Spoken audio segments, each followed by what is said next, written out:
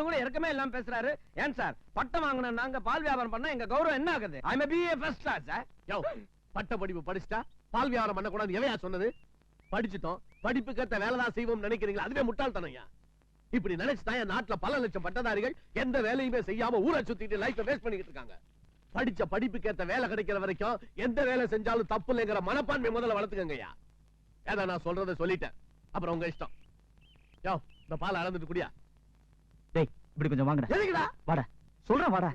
எங்கடா வா, கூப்பிடுற? வாத்தியான் வரும்போதே நினைச்சேன் ஏதாவது குழப்பம் நடக்கும் சொல்றா. வந்துருச்சு. டேய் எனக்கு என்ன தோணுதுன்னா வாத்தியார் சொன்ன மாதிரி இந்த ஊர்லயே இருந்து கொஞ்ச நாள் பால் வியாபாரம் பண்ணுவோம். டேய், என்ன விளையாடுறியா? அஜய் புறாத எப்பா, நீங்க பால் வியாபாரம் பண்ணாலும் சரி இல்ல பண்ணி வியாபாரம் பண்ணாலும் சரி, தயவு செய்து உங்க பிசினஸ்ல என்னையும் ஒரு பார்ட்னரா சேர்த்துக்கங்கப்பா. டேய், வாத்தியார் பெரிய கலெக்டர் ஊத்தி வாங்கி கொடுத்துருக்காரு. இதுக்கு போட்டியாடா? போட்டியா? நில்லுடா. அனாவசியமா ஏன் சண்டை போடுறீங்க? எனக்கு என்னவோ நாம வெளியூருக்கு ஓடாம உள்ளூர்ல இருந்தே சாதிச்சு காட்டணும்னு தோணுதுடா. அப்பதான் நம்ம அப்பனுங்களுக்குலாம் ஒரு சேலஞ்சிங்கா இருக்கும். போடா, துரை.